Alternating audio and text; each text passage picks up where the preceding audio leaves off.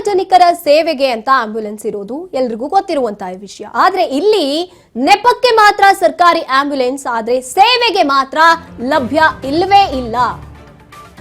ನೆಪಕ್ಕೆ ಮಾತ್ರ ಸರ್ಕಾರಿ ಆಂಬ್ಯುಲೆನ್ಸ್ ಇದು, ಜನರ ಸೇವೆಗೆ ಮಾತ್ರ ಲಭ್ಯ ಇರೋದಿಲ್ಲ. ಸಾರ್ವಜನಿಕ ಸೇವೆಗೆ ಮಾತ್ರ ಈ ಆಂಬ್ಯುಲೆನ್ಸ್ ಲಭ್ಯವಿರೋದಿಲ್ಲ.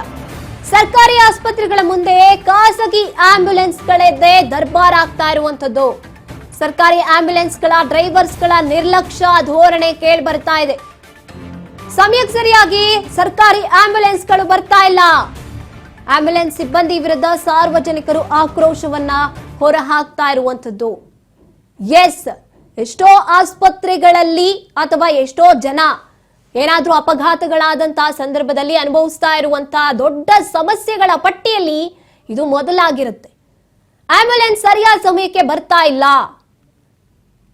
ಅದರಲ್ಲೂ ಕೂಡ ಸರ್ಕಾರಿ ಆಂಬ್ಯುಲೆನ್ಸ್ಗಳು. ಈಗ ಸರ್ಕಾರಿ ಆಸ್ಪತ್ರೆಗಳ ಮುಂದೆ ಸರ್ಕಾರಿ ಆಂಬ್ಯುಲೆನ್ಸ್ಗಳಿರಬೇಕು, ಅಲ್ಲಿ ಕಾರ್ಯನಿರ್ವಹಿಸಬೇಕು. ಆದ್ರೆ ಖಾಸಗಿ ಆಂಬ್ಯುಲೆನ್ಸ್ಗಳದ್ದೇ ದರ್ಬಾರ್ ನಡೀತಾ ಇರುವಂತದ್ದು. ಸರ್ಕಾರಿ ಆಸ್ಪತ್ರೆಗಳು ಬರೀ ಕೇವಲ ಹೆಸರಿಗಷ್ಟೇ. ಸರ್ಕಾರಿ ಆಸ್ಪತ್ರೆಗಳಲ್ಲಿ ಇರುವಂತಹ ಆಂಬ್ಯುಲೆನ್ಸ್ಗಳು ಅಷ್ಟೇನೆ ಕೇವಲ ನೆಪಕ್ಕಷ್ಟೇ ಇರುವಂತದ್ದು. ಯಾರಾದ್ರೂ ಇವಾಗ ಏನಾದ್ರೂ ಅಪಘಾತ ಆಯ್ತು, ಸರ್ಕಾರಿ ಆಸ್ಪತ್ರೆಯಲ್ಲಿ ಇರುವಂತಹ ಆಂಬ್ಯುಲೆನ್ಸ್ಗೆ ಕರೆ ಮಾಡೋಣ ಅಂತ ಏನಾದ್ರೂ ಅನ್ಕೊಂಡಿದ್ರೆ, ನಂಬಿಕೆ ಇಟ್ಕೊಂಡಿದ್ರೆ ಆ ನಂಬಿಕೆ ಸುಳ್ಳಾಗ್ತಾ ಇದೆ. ಈ ಬಗ್ಗೆ ಹೆಚ್ಚಿನ ಮಾಹಿತಿಯನ್ನು ನಮ್ಮ ಪ್ರತಿನಿಧಿ ರವಿ ಕಾಂಬ್ಳೆ ನೀಡ್ತಾರೆ. ರವಿ, ನಿಜಕ್ಕೂ ಕೂಡ ನೋವಿನ ಸಂಗತಿ ಇದು ಅಂತ ಹೇಳ್ಬಹುದು. ನಮ್ಮ ಆರೋಗ್ಯ ಇಲಾಖೆ ಆಗಿರ್ಬೋದು, ಅದೇನೇ ಆಗಿರ್ಲಿ, ಸರ್ಕಾರಿ ಆಂಬ್ಯುಲೆನ್ಸ್ ಅಂತ ಅಂದಾಗ ಸಾರ್ವಜನಿಕರ ಪರವಾಗಿ, ಸಾರ್ವಜನಿಕರಿಗಾಗಿ ಇರಬೇಕು. ಆದ್ರೆ ಇಲ್ಲಿ ಎಲ್ಲ ಏನ್ ನಿರ್ಲಕ್ಷ್ಯ ಆಗ್ತಾ ಇದೆ, ನಿಜಕ್ಕೂ ಏನಾಗ್ತಾ ಇದೆ ಚಿಕ್ಕೋಡಿಯಲ್ಲಿ ಅಂತ? ಆಕ್ಚುಲಿ ಗಾಯತ್ರಿ ಅವರದು ಆಂಬ್ಯುಲೆನ್ಸ್ ಇವತ್ತು ಸಾರ್ವಜನಿಕರಾಗಿ ಇರುವಂತ ಆಂಬ್ಯುಲೆನ್ಸ್ ಅಲ್ಲಿ ಕೇವಲ ಖಾಸಗಿ ಆಂಬ್ಯುಲೆನ್ಸ್ಗಳ ದರಬಾರ್ ಜಾಸ್ತಿ. ಅಂದ್ರೆ ಸರ್ಕಾರಿ ಆಂಬ್ಯುಲೆನ್ಸ್ಗಳನ್ನು ಸರಿಯಾದ ರೀತಿ ಉಪಯೋಗ ಮಾಡದೇ ಇರುವುದು ಕಾರಣ. ಏನಂದ್ರೆ ಆ ಆಂಬ್ಯುಲೆನ್ಸ್ ನಿಗದಿತ ವೇಳೆಗೆ ಬರದೇ ಇದ್ದಲ್ಲಿ ಈ ಖಾಸಗಿ ಆಂಬ್ಯುಲೆನ್ಸ್ಗಳ ಮೊರೆ ಹೋಗುವಂತ ಪರಿಸ್ಥಿತಿ ನಿರ್ಮಾಣ ಆಗಿದೆ. ಅಂದ್ರೆ ಅದು ಏನೋ ಒಂದು ಒಳ ಒಪ್ಪಂದ ಇರಬಹುದು ಅನ್ನೋ ಜನರು ಮಾತಾಡುತ್ತಿರುವಂತ ಇಲ್ಲಿಂದ ವಾತಾವರಣ ಗಾಯತ್ರಿ ಅವರು. ಹಾಗೆ ನೋಡ್ತಾ ಹೋದ್ರೆ ಜನಕ್ಕೆ ಪರವಾಗಿ, ಅಂದ್ರೆ ಸಾರ್ವಜನಿಕರಿಗೆ ಸಮಸ್ಯೆ ಆದಾಗ ಆಂಬ್ಯುಲೆನ್ಸ್ ಹೋಗ್ಬೇಕು, ಸರ್ಕಾರಿ ಆಂಬ್ಯುಲೆನ್ಸ್ ಅಂತ ಇರುವಂತದ್ದು, ಅದಕ್ಕೆ ಸರ್ಕಾರ ನಡೆಸ್ತಾ ಇರುವಂತದ್ದು. ಆದ್ರೆ ಸಮಯಕ್ಕೆ ಸರಿಯಾಗಿ ಬರ್ಲಿಲ್ಲ ಅಂದ್ರೆ ಏನ್ ಪ್ರಯೋಜನ? ಈಗ ಇವ್ರು ಖಾಸಗಿ ಅವರನ್ನ ಉದ್ಧಾರ ಮಾಡಿ ಏನ್ ಪ್ರಯೋಜನ ಆಗುತ್ತೆ ಅಂತ? ಅಂದ್ರೆ ಅದು ಖಾಸಗಿಯವರಿಗೆ ಮತ್ತು ಈ ಸರ್ಕಾರಿ ಆಂಬ್ಯುಲೆನ್ಸ್ ಅವರಿಗೆ ಏನೋ ಒಂದು ಒಳಪ್ಪಂದ ಇರಬಹುದು. ಬಟ್ ಆದ್ರೆ ನಿಗದಿತ ಸಮಯಕ್ಕೆ ಒಂದು ಏನೋ ಅಪಘಾತ ಆಗ್ಬೋದು ಅಥವಾ ಏನೇ ಆಗ್ಬೋದು, ಆ ನಿಗದಿತ ಸಮಯಕ್ಕೆ ಇವು ವಾಹನಗಳು ತಲುಪ್ತಾ ಇಲ್ಲ. ಒಂದು ಸಾರ್ವಜನಿಕ ಆಕ್ರೋಶ ಏನಂದ್ರೆ ಆಂಬ್ಯುಲೆನ್ಸ್ಗಳು ನಮ್ಮ ಸಮಯಕ್ಕೆ ಬರ್ತಾ ಇಲ್ಲ, ಇದ್ರ ಬಗ್ಗೆ ಹೆಚ್ಚಿನ ತನಿಖೆ ನಡೆಸಿ ಮತ್ತು ಸಂಬಂಧಪಟ್ಟ ಅಧಿಕಾರಿಗಳು ಕೂಡ ಇವರು ಮನವಿ ಮಾಡಿದ್ರು. ಇಲ್ಲಿವರೆಗೆ ಅಧಿಕಾರಿಗಳು ಯಾವುದೇ ರೀತಿ ಕ್ರಮ ಕೈಗೊಳ್ಳಿಲ್ಲ ಗಾಯತ್ರಿ. ಧನ್ಯವಾದ ರವಿ ನಿಮ್ಮೆಲ್ಲ ಮಾಹಿತಿಗಾಗಿ.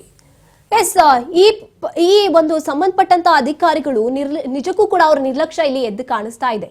ಈ ಖಾಸಗಿ ಆಂಬ್ಯುಲೆನ್ಸ್ಗಳು ತಮ್ಮ ಪಾಡಿಗೆ ತಾವು ಓಡಾಟವನ್ನ ನಡೆಸ್ತಾ ಇದ್ರೆ, ಈ ಕಡೆ ನಾವು ನೋಡ್ತಾ ಇದೀವಿ ಸರ್ಕಾರಿ ಆಂಬ್ಯುಲೆನ್ಸ್ಗಳು ನಿಂತಲ್ಲೇ ನಿಂತಿರುವಂತದ್ದು.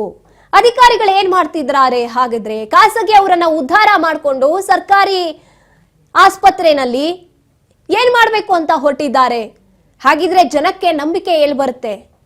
ಈಗ ಆಸ್ಪತ್ರೆಗಳು ಅಂದ್ರೇನೆ ಎಷ್ಟರ ಮಟ್ಟಿಗೆ ನಿರ್ಲಕ್ಷ್ಯ ಆಗಿ ಜನ ಸಾಯ್ತಾ ಇದ್ದಾರೆ ಅನ್ನೋದಕ್ಕೆ ಉದಾಹರಣೆ ಕೊಡ್ಬೇಕಾಗಿಲ್ಲ. ನೀವೆಲ್ಲರೂ ನೋಡ್ತಾನೆ ಇರ್ತೀರ ಪ್ರತಿದಿನ. ಆ ಒಂದು ಪಟ್ಟಿಯಲ್ಲಿ ಇದು ಕೂಡ ಇದೆ ಅಂತ ಹೇಳ್ಬೋದು. ಏನಾದ್ರೂ ಹೆಚ್ಚು ಕಡಿಮೆ ಆಯ್ತು ಅಂದ್ರೆ ಸರ್ಕಾರಿ ಆಸ್ಪತ್ರೆಯ ಆಂಬ್ಯುಲೆನ್ಸ್ ಬರುತ್ತೆ ಅಂತ ಜನ ನಂಬಿಕೆ ಇಟ್ಕೊಳ್ಳುವಂಥದ್ದೇ ಬೇಕಾಗಿಲ್ಲ. ಯಾಕಂದ್ರೆ ಅದಕ್ಕೆ ತಕ್ಕಂತಹ ನಂಬಿಕೆಗೆ ಅಪನಂಬಿಕೆನೇ ಆಗ್ತಾ ಇರುವಂತದ್ದು.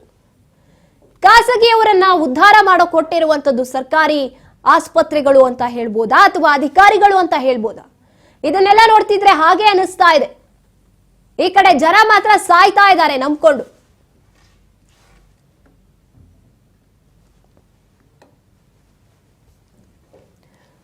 ಚಿಕ್ಕೋಡಿಯಿಂದ ರಾಜೀವ್ ಅಂತ ಮುಂದಿಗೆ ಮಾತನಾಡ್ತಾರೆ. ಇವರಿಗೆ ಈ ಸಮಸ್ಯೆ ಎದುರಾಗಿರುವಂತದ್ದು, ಆಂಬ್ಯುಲೆನ್ಸ್ ಸಿಕ್ಕಿಲ್ಲ ಸರಿಯಾದ ಸಮಯಕ್ಕೆ ಅಂತ. ರಾಜೀವ್ ಅವರೇ ನಮಸ್ಕಾರ. ನಮಸ್ಕಾರ ಮೇಡಮ್. ನಮಗೆ ಗಮನಕ್ಕೆ ಬಂತು ಅಂದ್ರೆ ಆಂಬ್ಯುಲೆನ್ಸ್ ನಿಮ್ಗೆ ಸರಿಯಾದ ಸಮಯಕ್ಕೆ ಸಿಕ್ಕಿಲ್ಲ, ಏನೇನ್ ಸಮಸ್ಯೆ ಆಯ್ತು ನಿಮ್ಗೆ, ಯಾವ ಒಂದು ಸಂದರ್ಭದಲ್ಲಿ ಅಂತ ಹೇಳೋದಾದ್ರೆ? ಮೊನ್ನೆ ಮೇಡಮ್ ನಮ್ಮ ಕಸಿನ್ ಬಿದ್ದಿರ್ರಿ ಮೇಡಮ್. ಹಾ, ಅವ್ರ ಬಿದ್ದ ಕೈ ಬಲಗೈ ಇದ್ರಿ ಫ್ರಾಕ್ಚರ್ ಆಗಿತ್ರಿ. ಓಕೆ. ಆಮೇಲೆ ನಾವ್ರಿ 108 ರೀ ಕಂಟಿನ್ಯೂ ಫೋನ್ ಹಚ್ಚೇವ್ರಿ. ಮತ್ತ ಅವ್ರ ಹಚ್ಚಿರಿ ಮೇಡಮ್ ಇಲ್ಲಿ ಹಾಸ್ಪಿಟಲ್ ಗೌರ್ಮೆಂಟ್ ಹಾಸ್ಪಿಟಲ್ ತಂದಿದ್ದೀವ್ರಿ ನಾವ. ಮತ್ ಇಲ್ಲೆಲ್ಲಾ ಆಂಬ್ಯುಲೆನ್ಸ್ ಇಲ್ಲೇ ಅದಾವ್ರಿ ಮೇಡಮ್. ನಮ್ದು ಆಂಬ್ಯುಲೆನ್ಸ್ ಇಲ್ರಿ, ನಮ್ಮ ಡ್ರೈವರ್ ಇಲ್ರಿ ಅಂತ ಸುಳ್ಳ ನೆಪಾನ ಹೇಳ್ಕೊತ ನಮ್ ಪೇಷಂಟ್ ನ ಮೇಡಮ್ ಬಾಳ ಲೇಟ್ ಡಿಲೇ ಮಾಡಿ ಇಲ್ಲಿಂದ ನಮಗ ಸರ್ವಿಸ್ ಕೊಟ್ಟಾರ್ರಿ ಮೇಡಮ್. ಎಷ್ಟೊತ್ಕಾದ್ರಿ ನೀವು? ನಾವು ಇಲ್ಲಿ ಸುಮಾರು ಮಧ್ಯಾಹ್ನ 2 ಗಂಟೆ ಮಟ ರೀ ನಾವು ಇಲ್ಲಿ ಹಾಸ್ಪಿಟಲ್ ಇಲ್ಲಿಂದ ಹೋಯಾಕ 2 ಗಂಟೆ ಮಟ ಇಲ್ಲೇ ಕಾಯಿಸಿದಾರೆ ಮೇಡಮ್. ಓಕೆ. ಮತ್ ಇಲ್ಲೇ ಆಂಬ್ಯುಲೆನ್ಸ್ ಎಲ್ಲ ಇಲ್ಲೇ ಇದಾವ್ರಿ. ಮತ್ ನಮಗ ಇಲ್ಲ ಡ್ರೈವರ್ ಇಲ್ರಿ ಅವ್ರ ಇಲ್ಲ ಅಂತ ಹೇಳ್ಕೊತ ಇದ್ದಾರ್ರಿ ಮೇಡಮ್. ಖಾಸಗಿ ಆಂಬ್ಯುಲೆನ್ಸ್ ಆದ್ರೂ ಬಂತಾ? ನಾವ ಖಾಸಗಿ ಆಂಬ್ಯುಲೆನ್ಸ್ ಒಯ್ಯೋ ಅಷ್ಟ್ ಇದ ಇರ್ಲಿಲ್ರಿ ಮೇಡಮ್. ಅವ್ರು ದುಡ್ಕೊಂಡ್ ತಿನ್ನವ್ರಿ ನಾವ. ಹೌದು. ಹಿಂಗಾಗಿರಿ ಮೇಡಮ್ ನಾವ ಮತ್ ಅವ್ರ ಲೇಟ್ ಆದ್ರ ಆಯ್ತಲ್ರಿ, ಅವ್ರದ ಹಾದಿ ಕಾಯ್ಕೊಂಡ್ರಿ ಅವ್ರ ಮತ್ ಆಂಬ್ಯುಲೆನ್ಸ್ ಮಾಡ್ಕೊಂಡು ಹೋಗ್ಯವ್ರಿ ಮೇಡಮ್ ಬೆಳಗಾವ್ರಿ. ನೋಡಿ ಎಷ್ಟು ನಿರ್ಲಕ್ಷ್ಯ ಅಂತ. ಈಗ ನೀವ್ ಇದೇ ಸಮಸ್ಯೆ ಸಾಕಷ್ಟು ಜನ ಅನುಭವಿಸ್ತಿದಾರಾಗಿದ್ರೆ ಅಲ್ವಾ? ಹೌದ್ರಿ ಮೇಡಮ್, ಹೌದ್ರಿ ಮೇಡಮ್. ಈಗ ಅವ್ರನ್ನ ಕರ್ಕೊಂಡು ಹೋದ ಆಸ್ಪತ್ರೆಗೆ ಹೇಗೆ ಏನಾಯ್ತು ಅಂತ? ಓದ್ತೇವ್ರಿ ಮೇಡಮ್, ಓದ್ತೇವ್ರಿ ಕರ್ಕೊಂಡ್ರಿ ನಾವ್ ಆ ಕಡೆ ಬೆಳಗಾವ್ಕ ಅವ್ರನ್ನ ಓದ್ತಾ ಅಲ್ಲೇ ಟ್ರೀಟ್ಮೆಂಟ್ ಮಾಡ್ಯಾರ ಸಿವಿಲ್ ಕರಿ ಮೇಡಮ್. ಆಂಬ್ಯುಲೆನ್ಸ್ ಅಲ್ಲಿ ಕರ್ಕೊಂಡು ಹೋದ್ರ ಅಥವಾ ನಿಮ್ಮ ಸ್ವಂತ ವಾಹನದಲ್ಲಿ ಏನಾದ್ರು ಕರ್ಕೊಂಡು ಹೋದ್ರ? ಇಲ್ರಿ ಮೇಡಮ್, ಆಂಬ್ಯುಲೆನ್ಸ್ ದಾಗ ತಗೊಂಡು ಹೋದಿವ್ರಿ. ಲೇಟ್ ಮಾಡಿ ಮಾಡ್ಯಾರ್ರಿ ಮೇಡಮ್. ನೋಡಿ ಒಟ್ನಲ್ಲಿ ಇಲ್ಲಿ ನಿರ್ಲಕ್ಷ್ಯ ಎದ್ದು ಕಾಣ್ತಾ ಇದೆ. ಸರ್ಕಾರಿ ಆಂಬ್ಯುಲೆನ್ಸ್ ಗಳು ಸರಿಯಾದ ಸಮಯಕ್ಕೆ ಬರ್ತಾ ಇಲ್ಲ. ಅವ್ರ ಮೇಡಮ್ ಇದ್ರೂನು ಅವ್ರು ಇಲ್ಲ ಡ್ರೈವರ್ ಇಲ್ಲ ಅಂತ ಹೇಳ್ಕೊತ ನೆಪನ ಹೇಳತ್ತಿದ್ರಿ ಮೇಡಮ್. ಬರೀ ನೆಪ ಹೇಳ್ತಾ ಇದ್ದಾರೆ, ಸರಿಯಾದ ಸಮಯಕ್ಕೆ ಬರ್ತಾ ಇಲ್ಲ ಅನ್ನುವಂಥದ್ದು ನಿಮ್ಮ ಆರೋಪ. ಹೌದ್ರಿ ಮೇಡಮ್. ಇವಾಗ ಏನಾದ್ರೂ ಕಂಪ್ಲೇಂಟ್ ಏನಾದ್ರೂ ಮಾಡೋ ಪ್ರಯತ್ನಗಳನ್ನ ಏನಾದ್ರೂ ಮಾಡಿದ್ರಾ ಈ ರೀತಿಯಾಗಿ ಆಗ್ತಿದೆ ಅಂತ? ಕಂಪ್ಲೇಂಟ್ ಮೇಡಮ್ ನಾವು ಅವ್ರ ಪತ್ರಿಕಾದವ್ರು ನಿನ್ನೆ ಅದನ್ನ ರಿಪೋರ್ಟ್ ಹಾಕಿರಿ. ಅಲ್ಲಿ ಒಬ್ರು ಬಂದಿರಿ ಕೇಳ್ರಿ ಏನಾಗೈತಿ ಅಂತಲ್ರಿ. ಇಲ್ರಿ ಮತ್ತ ನಮ್ದ್ ಹಿಂಗ ಆಕ್ಸಿಡೆಂಟ್ ಆಗೈತ್ರಿ, ಆಂಬ್ಯುಲೆನ್ಸ್ ಇಲ್ಲೇ ಇದ್ರುನು ಇವ್ರು ನಮಗ ಮಾಡತ್ತಿಲ್ಲ ಅಂತ ಮಾಡಿವ್ರಿ. ಆಮೇಲೆ ಅವ್ರ ಆಯ್ತು ಅವರು ನ್ಯೂಸ್ ಮಾಡ್ಯಾರ, ಪೇಪರ್ದಾಗ ಹಾಕ್ಯಾರ್ರಿ ಮೇಡಮ್. ಮತ್ ನಾವ್ ಏನ್ರಿ ದುಡ್ಕೊಂಡ್ ತಿನ್ನವ್ರ ಇವ್ರ ಸಂಗಾಟ ಎಲ್ಲಿ ಮಾಡೋದತ್ತಲ್ರಿ, ನಾವ್ ಪೇಷಂಟ್ ತಗೊಂಡ್ ಮಾಡ್ಕೊಂಡ್ ಹೋಗ್ಬಿಟ್ಟೇವ್ರಿ ಮೇಡಮ್.